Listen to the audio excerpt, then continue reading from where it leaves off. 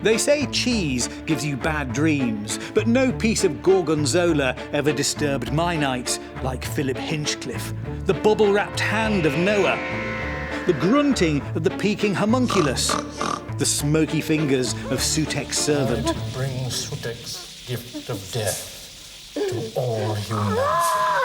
Philip got all of these to the screen and turned that place between the Basil Brush Show and the Generation Game into a zone of surreal terror.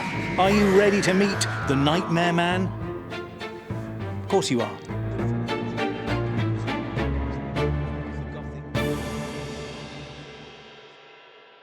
So, Philip, tell me about the 29-year-old Philip Hinchcliffe who just got the job of producing Doctor Who. What sort of man is he? Is he ambitious? Is he a troublemaker? Who is he? I think, I don't know, yeah, I'm not 100%. All of those things, in a way. I was ambitious. I felt myself very fortunate. I've been given a wonderful opportunity.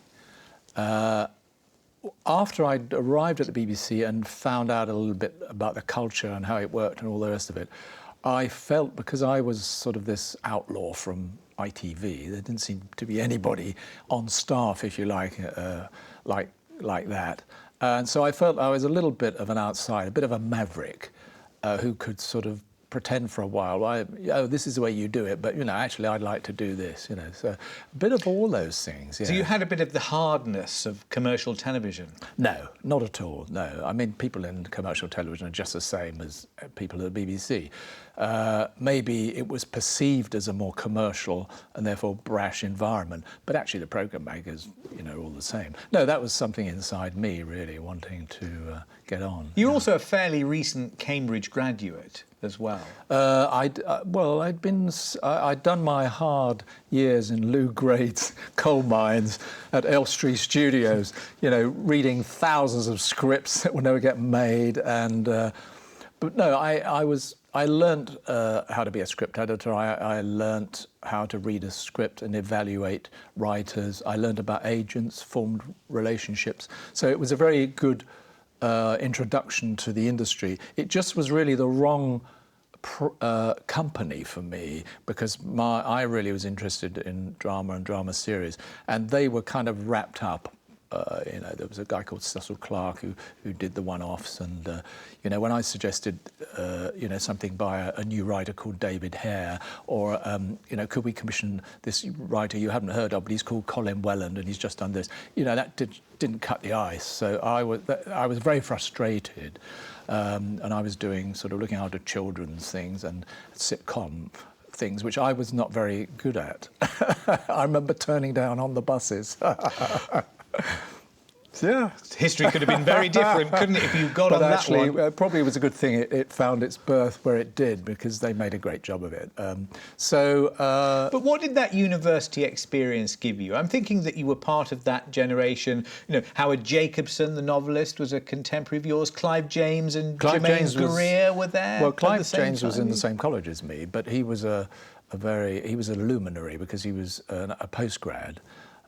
Him and Jermaine Greer, and they were celebrities very quickly in the university. But yeah, Eric Idle was in my college in the third year when I arrived, but I wasn't a performer. I had no ambitions really to be a director. But did you feel like you were part of a generation?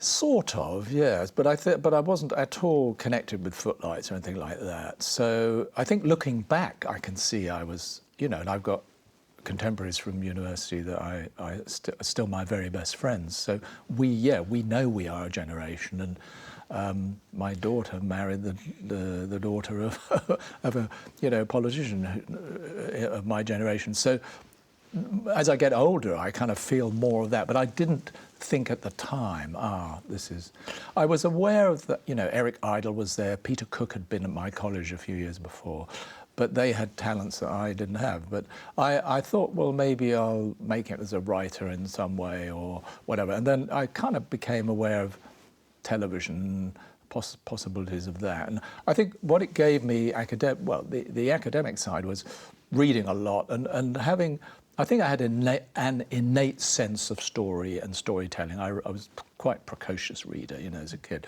and but I was a very sporty sort of person. You wouldn't say I was a bookish person, but actually I did read a lot. But I had a sense of story, you know, and character and stuff like that. It's really interesting. So that's what I thought I wanted to do. And at ATV, I realised, once I worked it out, there's this job called producer. This looks like a really good one because you get involved with the scripts and you're in charge of it all. I like the idea of that. Terence Dix, one of the part of the previous regime on Doctor Who, was taught by F.R. Leavis at Cambridge. Oh, really? English graduate there. Did you ever come into contact with him? Were you part of that critical tradition? Yeah, he was. Oh, yeah.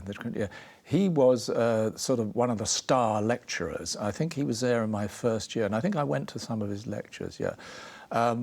And I suppose he was quite influential on schoolboys in those days because his approach to examining literature without you having to know the historical context, as it were, was a sort of was taken up by the educational establishment. So we were taught that, you know, when we were A-level students.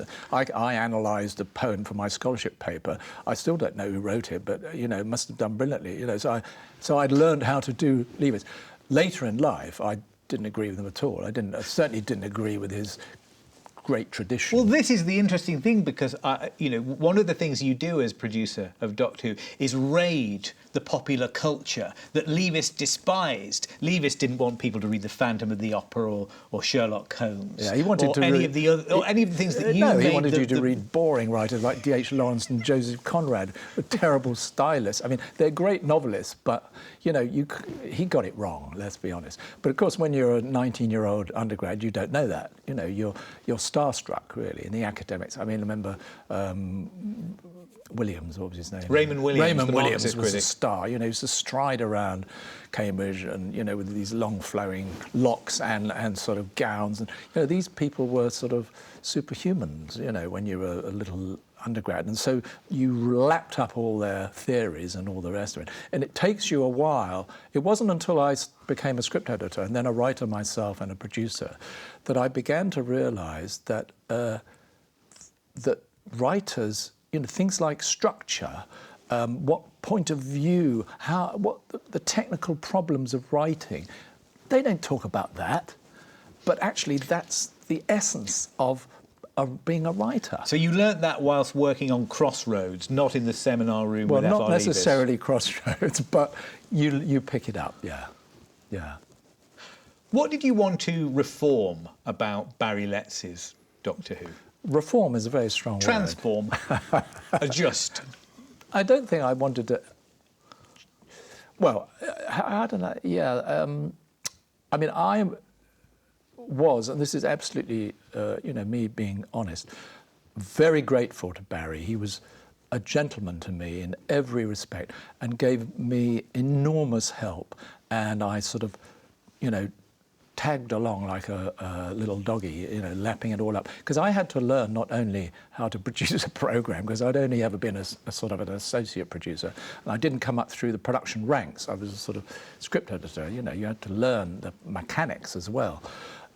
So I had to learn really the producing job, and then the specially unique thing of producing this particular programme, which has all its little problems with no post-production tricks in those days. So, you know, you had to learn how do you get this from the visual effects people and all the rest of it, you know, all the problems. So it was great to have that from Barry, and he was a wonderful producer. He was, for somebody who was an actor rather than a technician, although he was a director as well, he was very sort of pioneering in using new inventions, you know, like the overlay and things like that. So he quickly incorporated that, lightweight, tape cameras, things like that. So he was a pioneer, and I benefited enormously from that. He really moved the programme on. So it was really more about the content and the approach rather than, you know. And I didn't really... I thought that if every story was sort of an invasion of Earth story, there's a reason for that, because it's cheaper, you know, to shoot people in, you know, dressed like this. You don't have to put them in historical context or build sets that look like somewhere else. But, you know, I think there was a bit of a formula, and there was something about the John Pertwee and the car and the frilly. I mean, I always sort of, in my mind, used to say that John Pertwee was the sort of the Regency Buck. He was the Carnaby Street 1960s sort of version, really, of, and that all was to do with, it belonged to the Avengers, early James Bond. It was that kind of ethos that John Pertwee sort of brought with his overall characterization, which was great because it was a brand. It was something people could respond to. But what I realised was that the actual programme had evolved to the point where it was bigger than everybody, and it had its own kind of virtues, and it was infinitely malleable. And so you could almost do everything with this formula. It was so brilliant. And I thought, well, you know, I'd like to explore a bit more of the fantastical and the, you know, something might be a little bit more gripping. What do you think you changed about the programme morally, if I can put it like that? The kind of stories that Barry Letts was interested in, the sort Morally, that interested you? Yeah. Well, I think, I mean, I didn't see a lot of Barry stories, but I remember Robert Holmes sort of drip-fed me little things. I mean, he was interested in sort of ecology, you know, green movement before anybody else was. I don't know whether he practiced Buddhism, but he was sort of that kind of a thoughtful, meditative sort of thing. And some of that came into the programme. Because I was younger and cinema was changing, I felt that we could make the programme not adult, but appeal a bit more to adults and just push the boundaries, and not with violence or anything like that, but just make it a bit more compellingly gripping and suspenseful. And also, I wanted to somehow raid the sort of adventure story background that I'd sort of taken in as a child, and sort of expand the programme in that way. So, I mean, I never thought morally, you know, it's going to change, but I know that the Mary Whitehouse thing, you know, how far can you go, and it's probably part of that question, but it sort of evolved a bit, you know, during the first season. I wonder whether one of the differences is that in the typical Barry Letts Pertwee story, we meet people who are, where the motives are very mixed. There's a kind of a moral greyness. There's a sense in which you want to sympathise with the monsters often in the Barry Letts era. Oh, okay. I think one of the things that you bring to it is a palpable sense of evil and the way that evil behaves. There's a lot of deranged, bad people in your Doctor Who. Well, that's Robert Holmes. But I think there is an element of that comes from Bob. And, you know, Bob is really the person who should be sitting here at the same time, because it would not have been, you know, the Hinchcliffe years would not have been the Hinchcliffe years without Bob Holmes, really. On the other hand, if Bob had been doing it on his own, it wouldn't have been the same either. It was this happy connection. And so Bob was attracted to the, you know, darker stories, and he knew all these old sort of movies, these horror movies, these horror. Nowadays the word is tropes, you know, so like the Mummy, you know, and all this, and the Five Finger thing, you know. I hadn't seen any of these movies and didn't know them, and I still haven't seen them. He was raiding a tradition, which I suppose we never named it as that, but it was romantic/gothic in a way. But also I came to that from a different route, because I'd read all the, you know, Knights of, you know, King Arthur and the Knights, but, you know, the really old versions of it, and all the classics like Treasure Island and Kidnapping, and I'd read, you know, the Robert Stevenson, you know, all the Jekyll and Hyde, all that sort of stuff. And I came, you know, with more of that literary Gothic sort of background, but again, we never ever used the word Gothic, but that was in me, and somehow we could but also I wanted to bring the science fiction in as well. And so it all sort of came in a melange, you know. But that relationship is really interesting, okay, and you can sort of sense it shaping the tone and the of Doctor Who and the kind of stories that it produces. And it's something to do with the interaction of your background, isn't it? I think so. Robert Holmes has this military background, he's been a policeman, he's a lot older than you as well. There's a couple of decades between you. So how did the relationship work? Really well, yeah. I mean, he'd sit in the opposite, in next to me, in the separate office, and he'd have his pipe and all that, and we just laughed a lot, and he was a wonderful script editor. I mean, there was none of this flanneling around. He was absolutely got on with it in a very practical way, and he deeply understood how to construct a story, and he understood that this is an adventure series, and there has to be a baddie, there has to be an evil. But what I didn't want was it to be the same baddie, like the one thing I didn't want with the Barry Letts thing was to continue this master thing, so it's always the same. I know Sherlock Holmes does it, and they do it very, very well in the series, but I thought, no, I can't keep having the same villain all the time. So we need to find darkness and evil in other way, in its insiders as well as outside. Bob was the one who kept coming up with stories which were sort of possession. That was a theme. But of course, that's easy. It's a very good way, because if you're trying to tell an adventure story in what are the minimal numbers of sets that you shoot Coronation Street in, and you're supposed to be running around having fights and defeating monsters and all the rest of it. It's an adventure story. You should be filming the thing outside, but because you can't, you have a bit of outside. So you have to have a very contained story with contained number of characters. And so an actor who can be very powerful in his performance, and you can dress him up, if he's possessed, that's a very powerful dramatic device. Why was Robert Holmes so preoccupied with it? I don't know. I don't know. I mean, what do you make of him as a character, Robert Holmes? Did he seem like a policeman or an army officer? Part of him was a policeman. I think that sort of worldly knowingness, and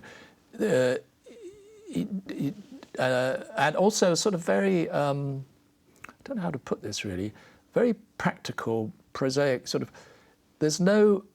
he would always logically work characters out and plots so that there has to be some sort of suspension of disbelief for the premise or whatever. But after that, he was very attentive to detail. I imagine like a police inspector who sort of, he's solving a murder, and you have to have everything sorted, and so you had that was that side of him, I think. He may have encountered real evil as well. He probably, in his career. I never asked him. He may have known what that was and what that meant. He might have done, yeah. But I think he liked regimental, not regimental, but sort of a little bit of military, but not like the Dougie Camfield sort of thing. But I just think he was a very good writer, really, and he was technically very accomplished.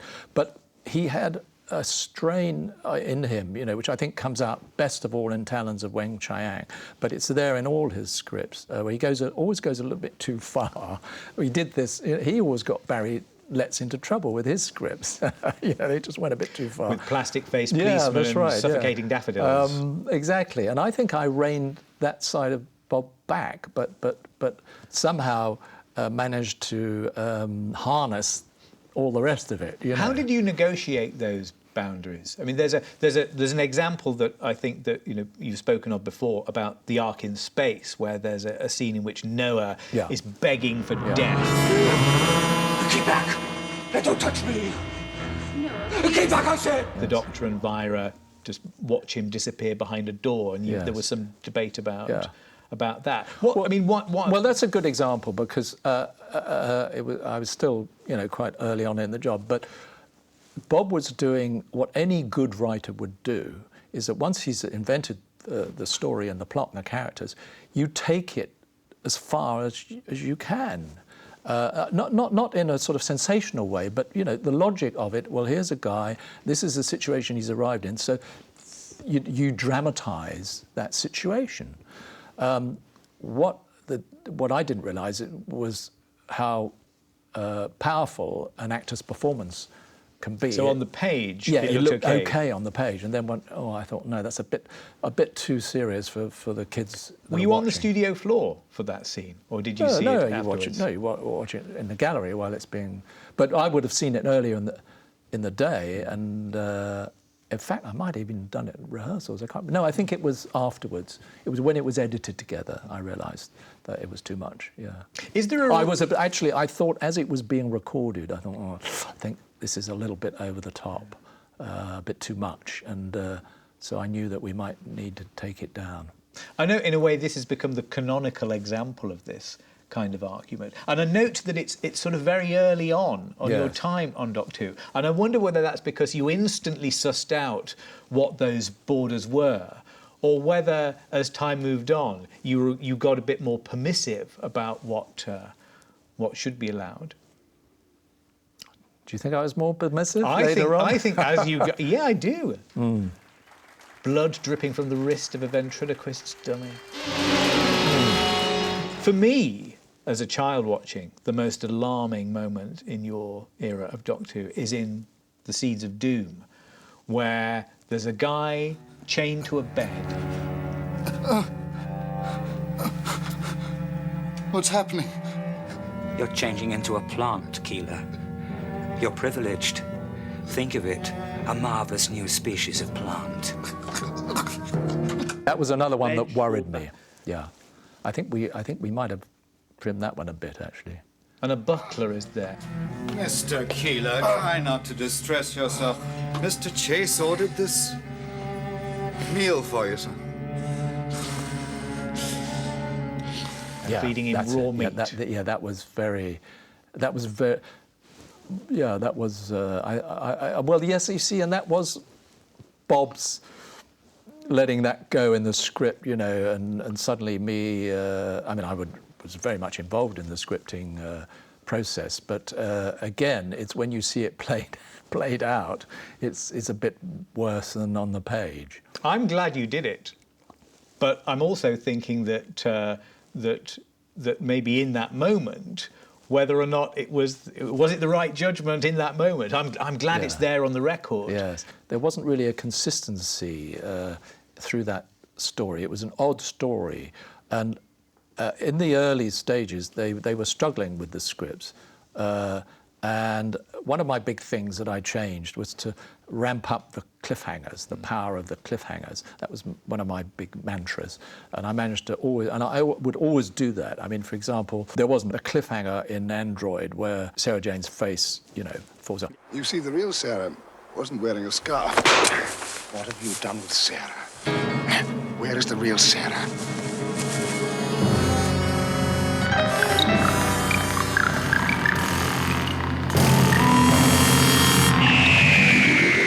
That wasn't there, and so I often, one of the things that I would be doing, which is me pushing it further, is saying, look, you've got this Android, that has to be a moment in, you know, that's a logic. If you invent this sort of thing, so we've got to see that. So that went in the Robots of Death. If you've got a thing that drills, you've got to have a situation where you put the Doctor in that jeopardy, and you know, it's just seeing the elements of the story that the elements of your story, and then making sure they're in there.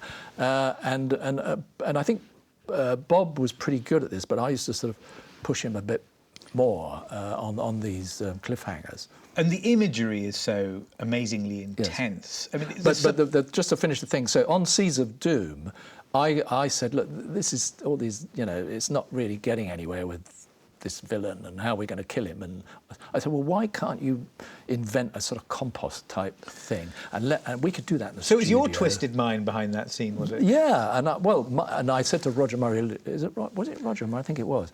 You know, can we do that in the studio? Oh yeah, that'd be easy, you know, do a roller, blah, blah, that'd be great. So that was me pushing for a cliffhanger. Maybe that wasn't as bad as the scene you're citing, because it's somebody suffering, isn't it? Yes. and the gruesomeness of it, really. I think It's that's what suffering, you're talking but there's about. also that element of surrealism about it. The uniformed man with the raw meat. I think under a silver salver, unless I've just invented that's that a bit detail Avengery. myself. Well, see, don't forget that Bob Banks-Stewart was part of the writers. They all contributed to these different series, and of course that Avengery sort of thing, like Terry Nation, well, Bob had a bit of that. It was all a bit, light-hearted in a way, with this old lady and running through it, and so he would happily, contrive a situation or go along with a situation like that. But what I was after was something, make it all of a whole, all a bit darker, You see, I could imagine like Louis Buñuel looking at some of the moments from your Doctor Who, the clown beneath the mirror. I'm glad you. I mean, when I was, when the early Buñuel films were coming out, I was such a fan of those films. They were just wonderful. Did a little bit of that influence, along with the popular Edwardian fiction and Stevenson, creep in there? Without me knowing. Yeah, maybe. I just think the butler with the meat and the vegetable man, that could easily be something from the discreet charm of the bourgeoisie. Couldn't it? Yeah. I feel a little world is opening up for me here. I can only talk about my intentions, not what actually resulted, really. What scared you as a child? I wasn't frightened of the dark. Did you have nightmares? No. And I grew up, I don't want to sound grand, but I had a strange relationship to place and homes, because my parents came down from the north after the war, and there was nowhere to live in the Thames Valley, believe it or not. My father had got a very good job as an engineer, and we lived in some old Nissen huts for quite a few years near Maidenhead Bridge. And they're no longer there, where they housed the fire engines during the Second World War.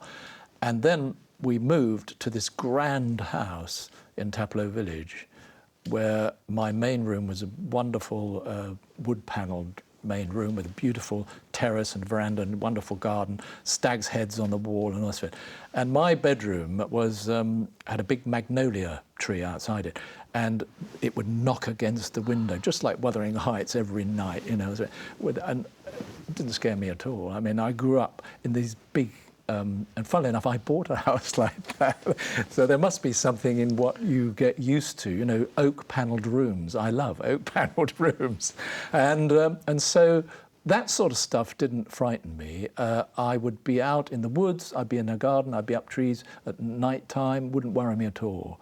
So I don't know what really did you have any anxieties as a child then? Well, I think I did, yes, but I'm not going to be psychoanalyzed now, and I can't even psychoanalyze myself. But I think that reading, I don't know, just the early stuff that we all read, the Dickens, the Robert Louis Stevenson stuff, all that sort of. It was the imagination, probably, that there's this dark world on the edge of our everyday world. And that's what I think is one of the powers of Doctor Who, is that it's operating in that way. I mean, this is before all the kind of franchises of Superman and all this. Hollywood has, come along and occupied that space in popular culture, but this was a long time before that. It's even before, before the first Star Wars, which Dougie Camfield took me to. He said, "Look, I've got a free ticket. Come to this movie that's just coming out in Tottenham, Dominion Theatre." Because he was always trying to flog sword and sorcery stories to me, and I never read them. He said, I said we should do it. He said, "Come on, we should do a sword and sorcery series." And I said, "Yeah, okay." Well, anyway, he said, "Come and see the thing." So I went with him, and there was this man with glasses with a beard shaking everyone's hand as everybody went in. And it was a crew screening, you see. And, this turned out to be a guy called George Lucas. And so we trooped in, all this bit. And the opening shot came on, and everybody clapped. And I thought, this is it. We're done. We're done. This is it. This has wiped out everything off the face of the earth straight away. And that was the turning point of science fiction, really.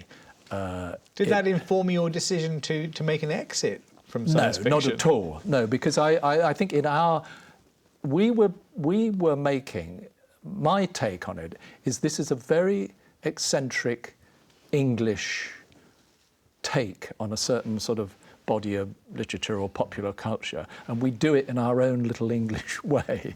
And you could write an essay about Doctor Who and the English gentleman, in a way. And there are lots of programs that have that character in different forms, Bond and Avengers and all this. I saw Doctor Who, and still do, as being this sort of rather eccentric little niche sort of place in the pantheon of all that, But in terms of viewing experience, the whole game had changed. How much did Tom Baker's preoccupations shape what was on the screen? He kind of came pretty much fully formed, It was a mixture of his own character and what he thought he could do with the character, and he got it pretty much straight away, really. If someone who knew the future pointed out a child to you and told you that that child would grow up totally evil, to be a ruthless dictator who would destroy millions of lives, could you then kill that child? We're talking about the Daleks, the most evil creatures ever invented. You must destroy them. You must complete your mission for the Time Lords. Do I have the right? The only thing which was a sort of unconscious tick was he kept, like a bit like Oliver, sort of, a Dickensian sort of, ragamuffin, wiping his, like that. He had a sort of physical thing, and we had to keep. He didn't know he was doing it. It's like it's the oral thing, isn't it? You go near your mouth and you don't realise you're doing it. And once we stopped that, and then didn't allow him too many jelly babies, I mean, he basically had got it, and the balance between the silliness, the fun, and the moral gravity of his voice and his delivery was pretty much there in the first season, really.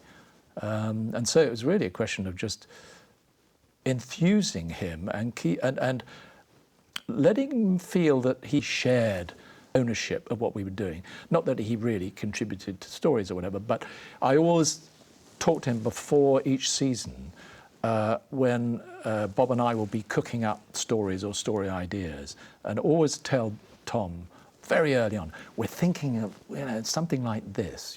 It wouldn't have scenes in it or anything. It's not that. It wasn't sort of appealing to the actor's vanity. Or there's a scene where you do this or anything. But it was just general story ideas, and he loved that. I think he was excited by it, and he felt he was part of it, and so he was.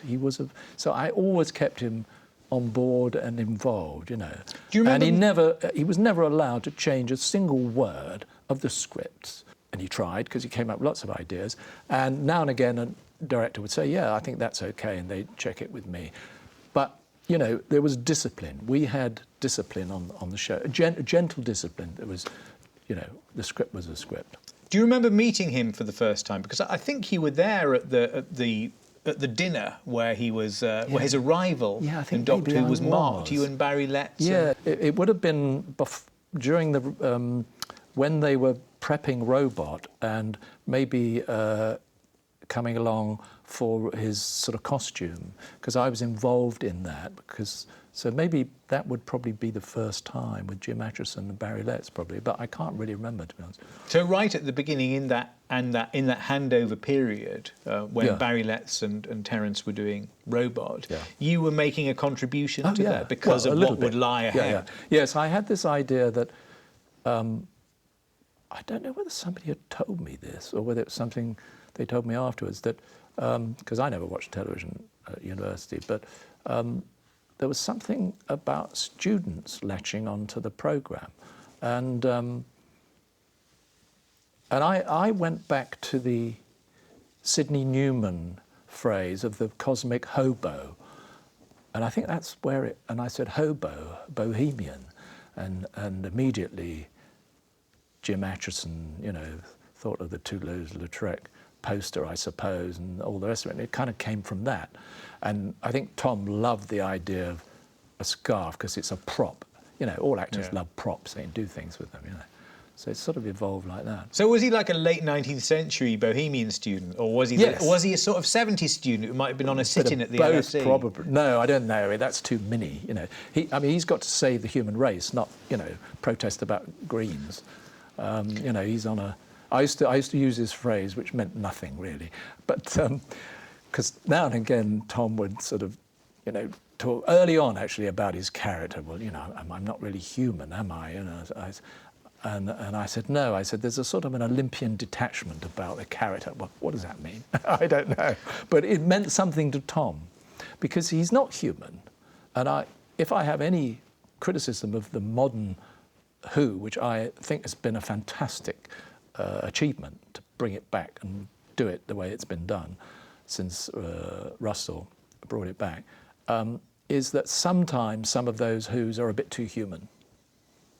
You know, that he's not human. That's the whole point. I mean, Superman isn't human, is he? You know, I mean, and our Doctor is not. You know, he's not human. The thing in the Barry Letts era, there was a lot of script about that. You know, John Pertwee was not dismissive because he was there to. You know, we were his favourite race, I think, weren't we? You know, and I think in the early episodes, the attitude from our Doctor, Tom, was that, you know, he could be quite abrupt and put people down in their put them in their place a bit. No, forgive me, Doctor. I was thinking of my brother. Listen!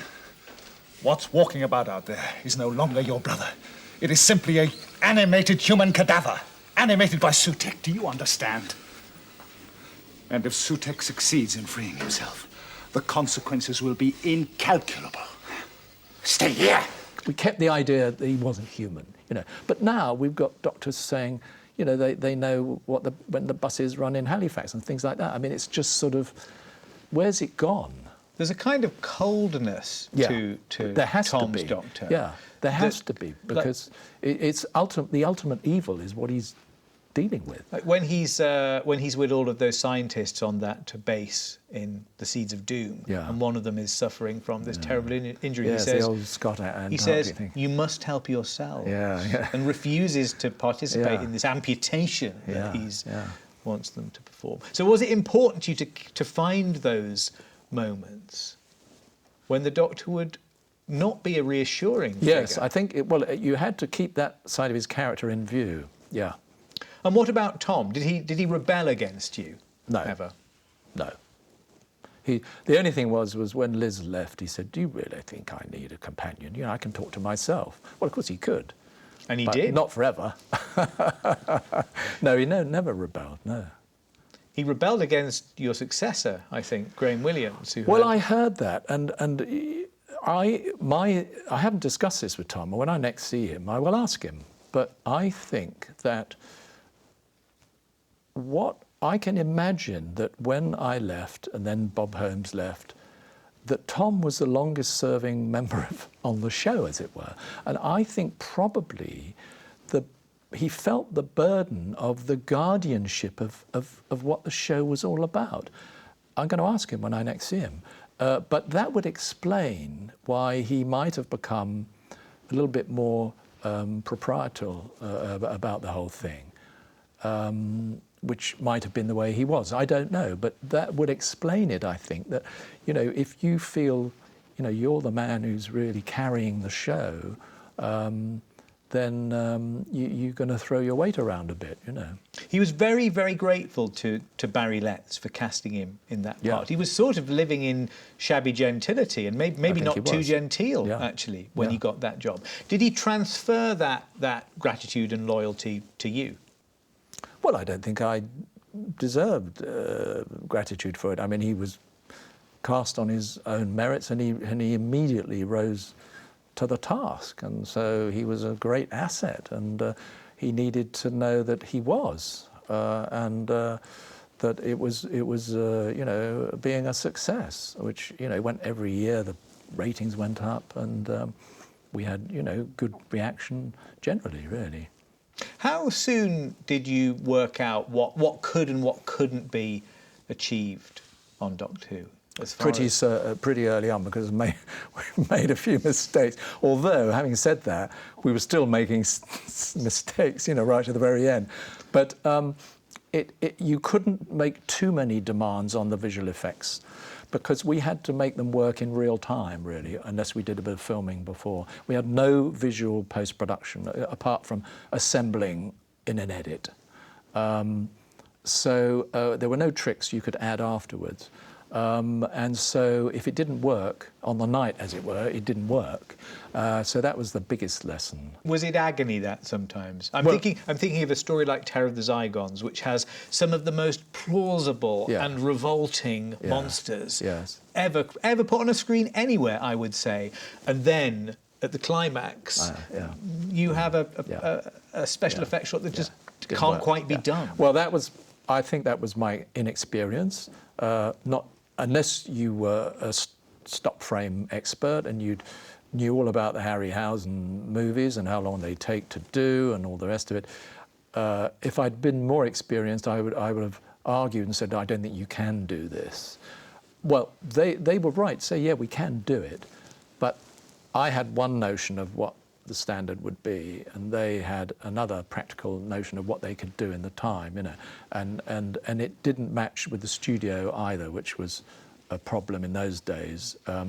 So that was a big failure, and we had a few others, But I don't want the visual effects designers, even now, if they look at this program, hear me saying that, to sort of, feel that they personally failed. I think it was just, we couldn't do it. And what's acceptable is a personal, subjective thing, really, But that puppet is a very beautiful, beautifully made thing, isn't it? It's simply that And you were trying to do the impossible. And it probably did work for a certain age group anyway, But we had sort of set the bar a little higher for ourselves, really, So we often did ask visual effects to do things they couldn't do, and other things they did amazingly on no budget and no time. Terror of the Zygons is a transitional story, because I suppose it's the one where we say goodbye to Harry, and where Unit disappears from the story. In a way, it's the moment when the Barry Letts era really ends, I guess, to some extent. Was it difficult to like say goodbye to Ian Marter and Nicholas Courtney? Yes, personally it was, yes. It was. I don't know whether they felt that, but but I think I just felt it was the right decision for the programme. But how I handled it at a personal level, I really don't know. But it would have been disappointing for both of them having a role in a long-running series, to suddenly lose their part. But that pairing of Tom Baker and Liz Sladen alone together there was something very magical about that relationship. Yeah. I mean, how do you read that? Why does it work so well? Is it because they're both Scousers? I don't know. Do you think? Yes, maybe there is some umbilical cord between Scousers. I had a great-grandfather who was a Scouser. They were both, in their ways, consummate professionals.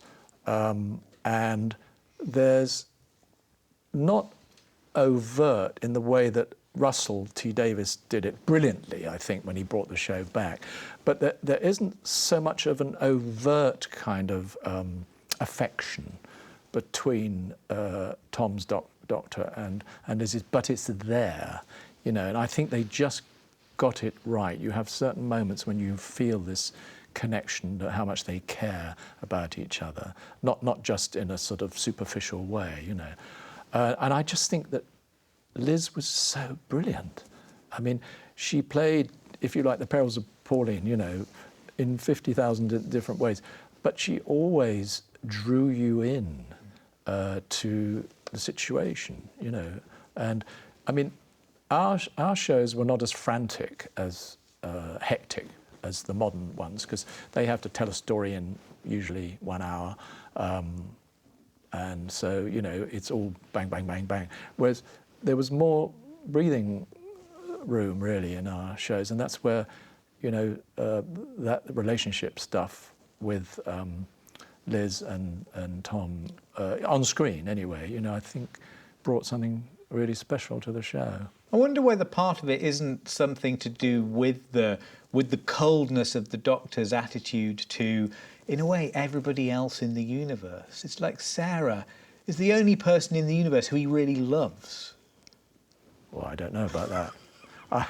I'd never really thought about that one. I think he's above that.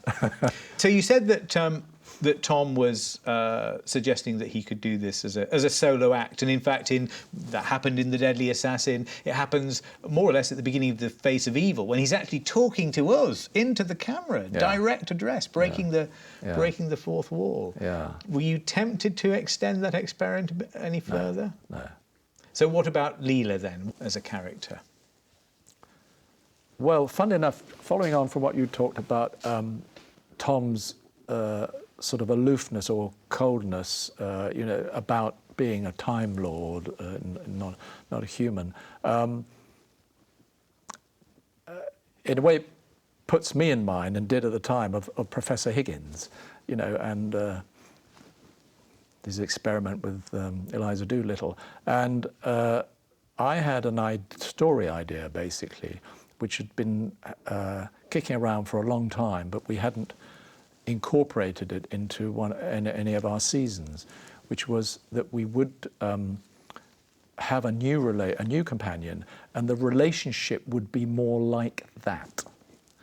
That this was a savage or someone that needed educating and would, you know, sort of astound the Doctor and appall him and all the rest of it. And I can't remember at what point that married up with the script that Chris Boucher then, I don't know whether that was fed to Chris by Bob or whether Chris came up with an idea where that character could be one of the members. But basically, I had you know, this Professor Higgins idea had been kicking around in my mind for quite a while. And in the end, well, it got done twice, really. It's almost like it got done in The Face of Evil, in a sort of futuristic way, and then you had the literal one, really, with Louise playing a role in Talons, you know, sort of in that period. But we never really, that wasn't my idea, to do it in the Edwardian or Victorian period. It was to do it, you know, with a modern or maybe an alien sort of character. But so that's where the idea grew from. So she was just a human who'd colonised somewhere, you know. Which box is larger? That one.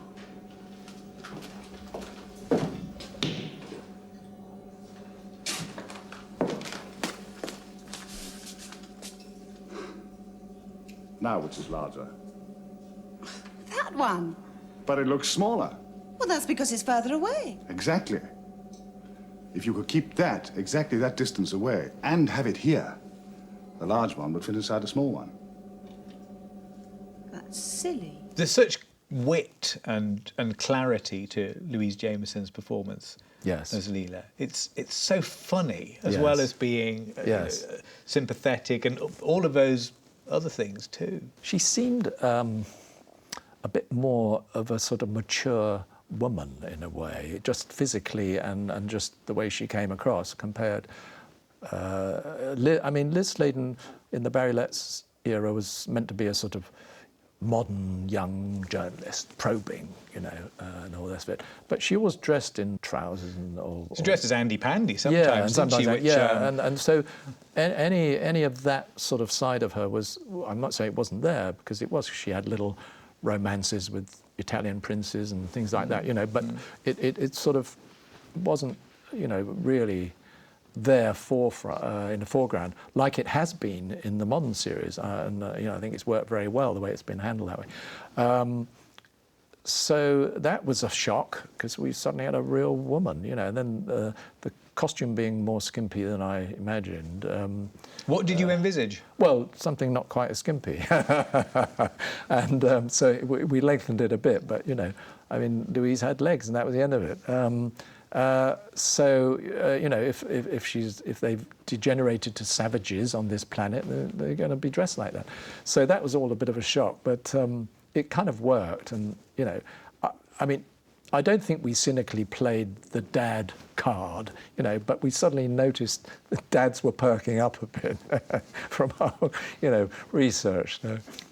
The research showed that, did it? Well, I think, no, I don't know for sure, but the research was never that detailed, but certainly the figures, we must have been increasing our audience with adults because we'd saturated the child audience, basically. We had all the children watching that we're going to watch. How conscious were you of Tom Baker's unease about the Leela character? I don't. That was on a very slow burn, I think, and I think a lot of commentators have, with hindsight, have latched on to that, and I think it was getting a bit difficult in the third season, but nothing that I felt I had to step in and, you know, bang heads together or anything like that. So I think a lot more has been made of that than perhaps was going on, to be honest. I think probably Louise was unhappy, and I don't know. I've never asked, you know, Tom. I mean, he now is sort of, they're back together again, you know, in Austria. So I don't quite know what was going on. I think, you know, it was the third season, we're all busy, and then I went. So there was no sort of after-match, you know, debrief with Tom, really. I just went off. Was there any kind of pastoral care element to the job of being a Doctor Who producer? I mean, would you kind of be... Would you be expected to kind of take an interest in whether or not people were happy at work? Well, I think every producer, if he's a good one, you know, wants a happy team. But I wouldn't call it pastoral care, no. I mean, you know, they're adults and they've got to get on with it. And you're all adults doing a professional job, you know. What was your relationship like with your own managers? Sean Sutton, for instance, who was, I think, would he be your boss? Well, he was head of Considered your boss, head of drama? Very few, but we didn't have much to do with him, really. But he was a lovely, kindly sort of headmaster type, you know. And would anybody else take a more... Because I felt quite young. I was still only 30, 31, you know. Would anybody take a kind of detailed interest in what you were doing, though? Or did you have a lot of autonomy? A lot more autonomy than producers get today. The BBC had a system where the head of a department, in our case, head of series and serials, was your immediate sort of line manager, if you like. And any problems, you know, creative or financial or whatever, or personnel or whatever, you would go to him. Like, you discover, you know, crew members are fiddling the budget and stuff like that, which can happen. You know, so basically, if it was beyond your remit in a way, he'd be the person, or she nowadays, you'd go to. And then if he had a problem with it, he'd have to refer it upwards. So it was only, you know, one little line of communication, really, which made it easy. You didn't have all these executive producers sitting on you, all with their tuppence worth of how it should be done and all the rest of it. You know, you could do what you like as long as you were delivering the programme everybody thought they had commissioned. You know, if the controller's getting the programme that and Bill Cotton was over the moon, you know. And I used to be invited for supper on the 6th floor with other producers, obviously, you know, because we were one of the programmes that were delivering the goods, you know. So there was a feeling that although it was sort of a B division programme in a way, because it was not really a children's programme, but it wasn't, you know, there was also this view that it's jolly good for what it's doing on Saturday nights, and it's popular, and so we had a kudos, if you know what I mean. Well, I'm glad to hear that people came and congratulated you. Well, I don't think they did. No, they didn't. You didn't get a handshake from Bill Cotton? He didn't tell you how well you were doing? Because he may have sort of said we're very pleased or something. I can't remember. It didn't really work like that in those days. I think you knew when it wasn't working. Yeah.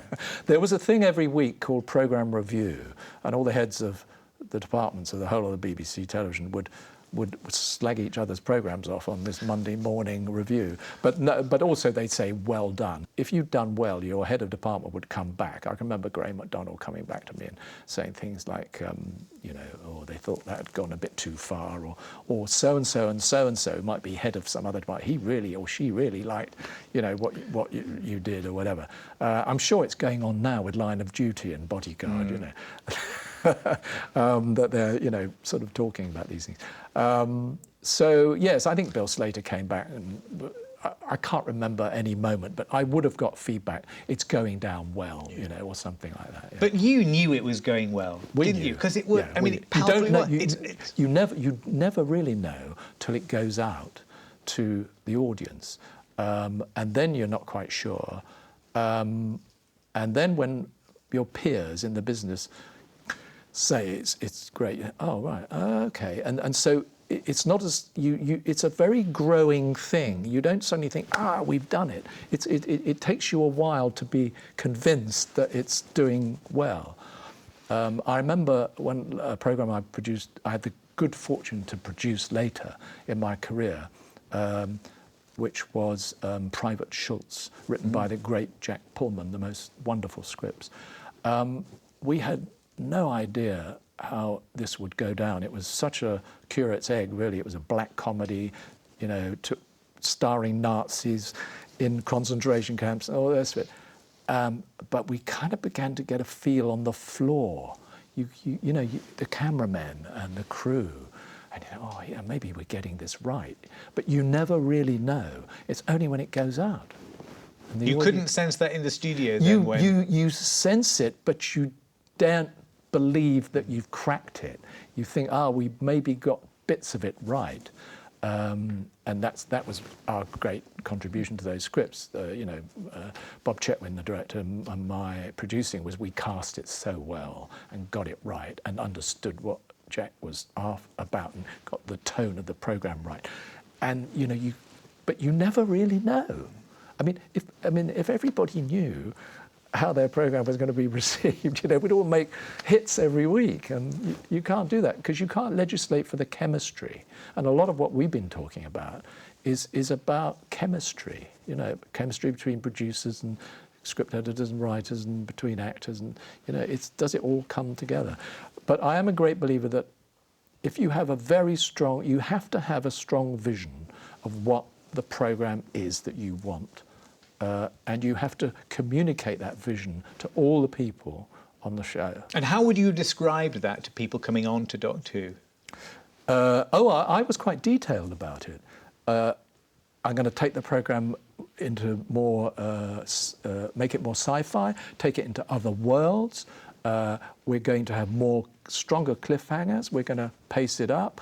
We're going to spend more on sets. But we're going to try and create a more plausible atmosphere with lighting and treatment in the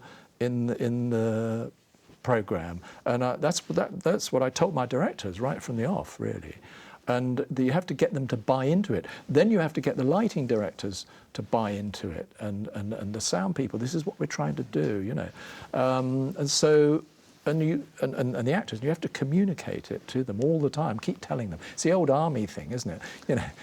You know, you tell people what you're going to do, you tell them, and then you tell them you've told them. You know, and you have to keep doing this across a sort of creative broadband, as it were, of the team. One of the stories that I really feel does fulfil yours and Robert Holmes's vision of what Doctor Who should be is The Deadly Assassin, where you've got, you know, a grown-up plot, very grown-up. It's essentially the Gallifrey version of The Manchurian Candidate, isn't it? It's a kind of 1970s political conspiracy thriller. In one way, yeah. We've got this... But it's also the Matrix. Well, you're right. Which had never been... Yeah. And you've got a whole episode of nightmarish high surrealism with these images that burned into all our minds of, you know, Tom Baker with his foot stuck in the railway track. I'm now, you know, you're looking at me, I'm back there now, thinking of that. Yeah, this is the one you got hauled over the coals for, isn't it? I don't think I was No, is that not what happened? How did it work? I wasn't hauled over the coals about that at all. It's just that Mary Whitehouse made a fuss about that episode ending where the doctor's held under the water. But the Director General, Charles Curran, took her side in that argument, didn't he? Is that how it worked? I can't remember. When it was repeated, it lost that scene, didn't it? Lost that freeze frame shot. Well, I think the freeze frame was a mistake. What happened was, I reviewed the show, and I thought David Maloney had perhaps left the Doctor's head under the water a bit too long. So, following the BBC procedure, I referred it up to Bill Slater and said, look, what's your opinion of this? I think that maybe we've held this shot a little bit too long. And, you know, David was in the room as well. It wasn't as if I was doing it behind his back. I said, I'm a little bit worried about this. Could you just give me your view of it? And I think it was Bill who said, yes, I think it goes on too long. We need to cut it off a bit shorter. And so go away and do it. That'll be fine. But then I think in that meeting, David said, I know what I could do. I could freeze a frame, because we got this bloody disc that Sport used, that everyone had discovered, that could freeze the frame. So being a director, he said, look, I can use that and I can freeze the frame. So something that was supposed to tone it down a bit actually ended up amplifying it. Exactly, because we would have just cut it off earlier, and that would have been my probably number one choice. But then Bill said, oh, yes, that'll probably work, OK. So we froze the frame, but I held the frozen frame. And so it was still regarded too much by Mrs. Whitehouse, and she was in a strong position then and lobbying the BBC quite, vociferously. Well, this is what I'm saying. I think Charles Curran's predecessor... Maybe I was moved on from the programme because of that, but I never felt that at the time. But you think that's a possibility? Yeah, because when I came to the end of that season, Bob and I were already told, first we were told, no, you're doing another season, so we started thinking of ideas. Then, not long afterwards, oh, no, you're moving on. And so, that's the way it happened. But quite a few people have said to me, quite recently, really, that they think maybe I was moved on as a response to the programme not going the way the BBC wanted it to go. I don't know. Graham Williams, your successor, was certainly asked to tone down the horror and to develop it in a different direction. It became funnier, but I wonder whether, in a way, that wasn't a price that he paid for your glorious, baroque, nightmarish excesses. You could put it like that. Maybe he did pay a price. But I think as a producer, even if you're cast, as it were, to take a show over, you have to form a vision of it for yourself and argue for that vision with your head of department. Don't go and do something behind their back, because but you have to argue for it. And so, if I'd been in that position, which they wouldn't have given me the show, but it's just if roles had been reversed, I would have said, well, this is the way I'm going to handle this show, or get an agreement as, well, what's supposed to be going on with this show, when you take on a long-running show, that, are the cast staying or not, and, does it need to go off in a new direction, or is it just the same, or whatever, it's just something, maybe those conversations took place, I don't know, yeah. Maybe there was big pressure, yeah. But I think that if there was, then the BBC got it wrong, because they were a bit behind the curve, really, on how television and movies were changing. And this was not a children's programme. It wasn't made by the children's department. It was. It had a broad age range of audience, and and parents have to step in. It wasn't made for 10-year-olds or 6-year-olds. It was a family programme. Would you have liked to have had it go out later in the evening? No, I think it was you know, because it had become a sort of institution. You know, it was you had the football league results, blah blah blah, and you know. Let's have a think about your final story, The Talons of Weng Chiang, which is, I think, of all the stories, is the one in that desert island discs type situation that I would save from the waves. It has everything. It has all the nightmares. It has rats. It has ventriloquist dummies with pig brains. It has an insane, malignant villain. It has sex. It has sewers. What does it say about us, Philip, that you chose this story as your swan song and that it's my favourite Doctor Who story of all? Well, I think we should be saying it's Bob Holmes' swan song for me. I know he carried on and wrote a few more stories, but he was getting very tired. He had done a fantastic job for me. He'd rewritten from scratch a number of shows which then became some of our best shows. And I always wanted, you know, him to have a go at a story like this. And so I said, look, I want you to just not feel any pressure. I want you to go away, stay at home, enjoy yourself, and just let me know. You know, I'll read the scripts as they come in. We talked about it, the story, and you know, the elements of the London Limehouse, and I mean, I love the Victorian period. Anyway, there's so much can happen in it. You know, I think the only mistake we made, in a way, was to give in to Tom, who insisted on having a deerstalker. Or it might not have been Tom, it might have been the costume designer giving in and saying, well, why don't you I think, you know, we could have done it without I think that was one homage too far, probably. But anyway, I suppose that you could say that added a sort of layer of sort of pastiche in a way, I don't know. But all that Limehouse stuff, which, you know, now is, you know, persona non grata, we can't, you know, I'm still getting criticised in America at conventions about that. But, you know, it had all that Fu Manchu sort of stuff. And that was all Bob. He said, oh, I can do all that, really. And he loved that milieu to write about. But he came up with this amazingly funny pairing. And that dark humour that had run through all of his scripts sort of flourished because it was a six-parter. He had room to really build up those characters, and we cast it brilliantly. I still insisted that the villain couldn't be the Master, so he had to invent another one that was like the Master. I think, with hindsight, we probably could have been the Master. You mean that was the original intention then? Yeah. Magnus Greel should have been the decaying Master of the Deadly Assassin. Bob said, well, we can bring, you know, this is a story where we can bring the Master as the Phantom of the Opera sort of thing, you know.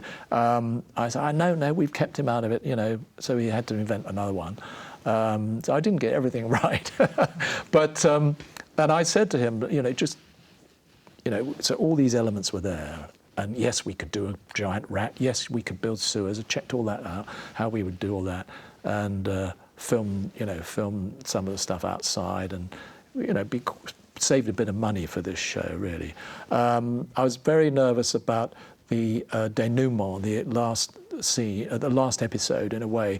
Could they handle that in the studio? But yeah, Roger could do that, and you know, that was marvellous. Like he did on the Deadly Assassin. He said, yeah, I can do a sort of earthquake, you know, in the studio. I mean, brilliant, absolutely brilliant. So we just, you know, I sent Bob away, and these wonderful scripts kept arriving, but we were running close to our deadline, and again, Roger Murray Leach and David Maloney were sort of finding locations in Northampton, and you know, getting messages like, "Can you do a mortuary?" Well, yeah, we could, yes. Or could you do this? Well, no, but you could have this, you know. So it was almost like we were feeding back to Bob where he could place some of the scenes, but it didn't matter if we were filming them on location.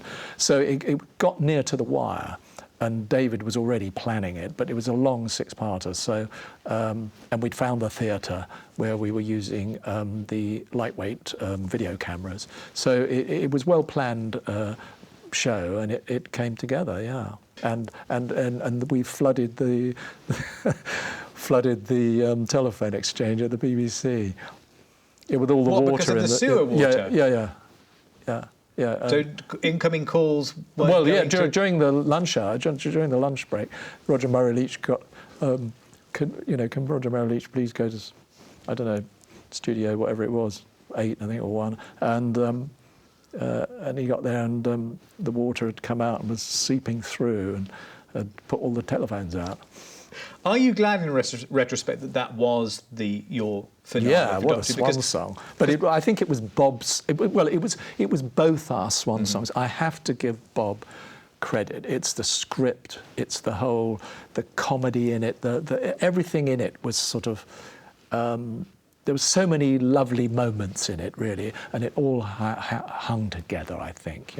I mean, it must have made an impression on people, because although I haven't watched all the new series that have started since, whenever it was, 2005, I seem to see that a lot of people and producers have gone back into historical stories. But I mean, we invented that formula. Bob Holmes wouldn't agree. When I first came on the scene, he said, "Oh, the historical stories, they never work. They're boring, they're awful." And he quoted a few, I can't remember which ones now. I said, "Yeah, but if we married the past with futuristic stuff coming in," I said, "it's a wonderful formula. It'll work. It really will work." And I was really convinced about this. And, what was the first one? Was it Periods of Mars? I can't remember. And it worked. And so we knew that this wonderful collision of the future and the past gave us this wonderful sort of frisson and, tension and also fun, in those stories.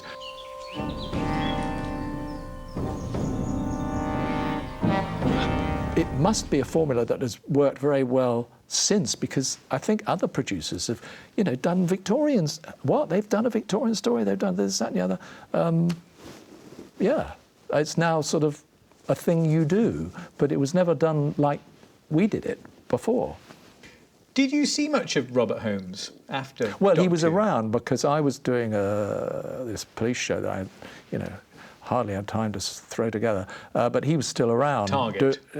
Doing the Doctor Who and shepherding it through with Graham, and then he was around for a bit, but not for long, really.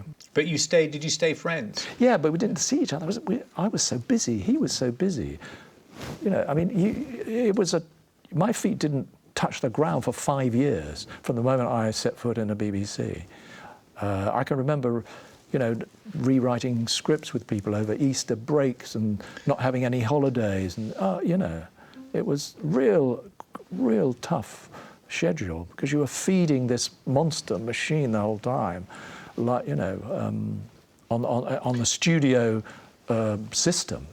And what did it teach you working on Doctor Who? I mean, in your career afterwards, with running drama at STV and producing biopics of Rambo and Verlaine, starring Leonardo DiCaprio. I didn't produce that. I was just the sort of English place producer. But was there ever a moment in your subsequent TV career where you thought, I know how to solve this question because we did this on Doctor Who? I think I learnt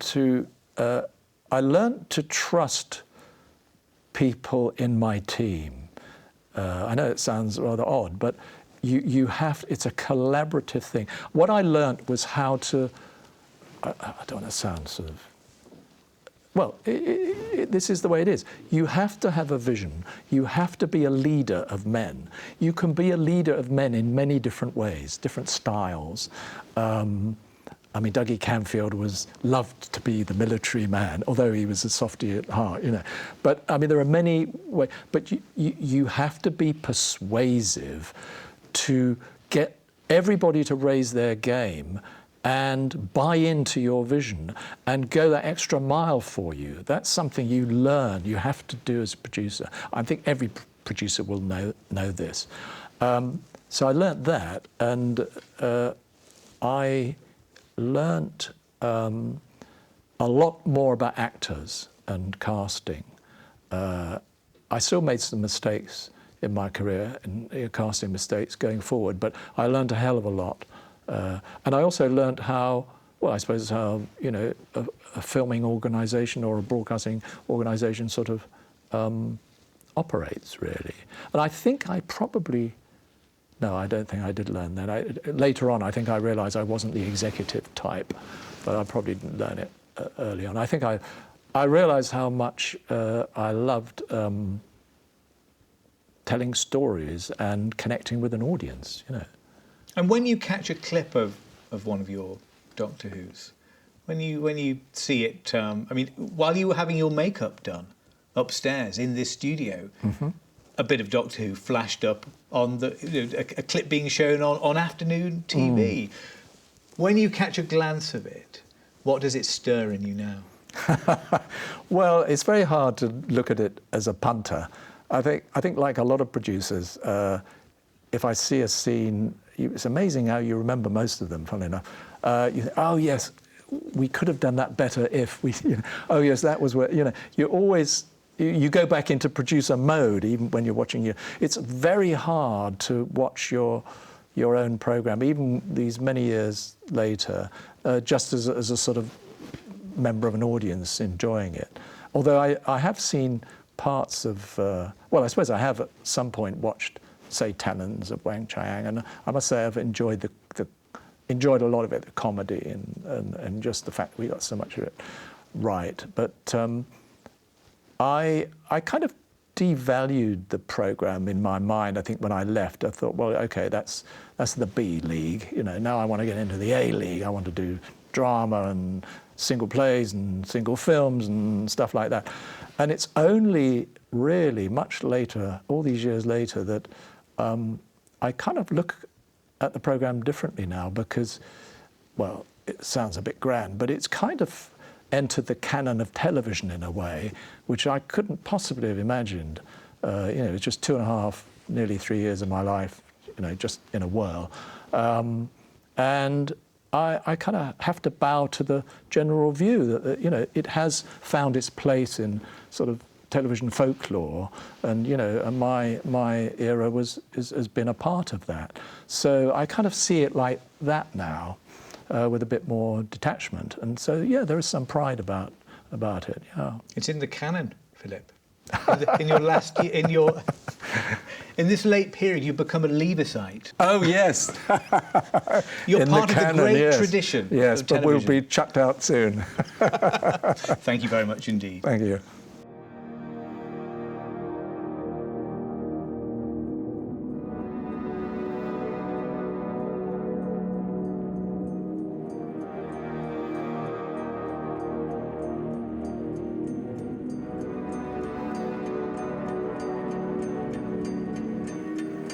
What trickery is this?